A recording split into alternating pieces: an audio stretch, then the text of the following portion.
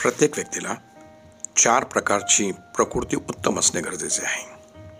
ते म्हणजे शारीरिक, मानसिक, आत्मिक आणि आर्थिक, ज्याच्यामुळे माणसाला मानसिक तणाव होतो.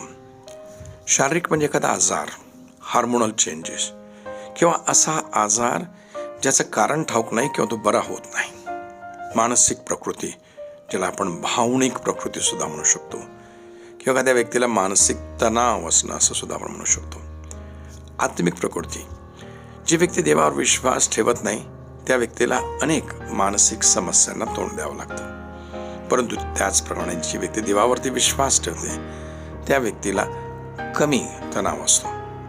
आर्थिक, जगामध्ये तर सगळ्यात अधिक जर कोणत्या गोष्टीमध्ये तणाव होत असेल तर ती आहे आर्थिक प्रकृती किंवा आर्थिक तणाव आपण म्हणू शकतो. भारतीय संस्कृतीमध्ये आजकाल थोडा बदल होत आहे आणि स्त्रिया सुद्धा परिवाराच्या आर्थिक गरजेला मदत करीत आहे. परंतु आजही अनेक परिवार असे आहेत जेथे फक्त पती पैसे कमवतो आणि संपूर्ण घराचा कारभार चालवतो.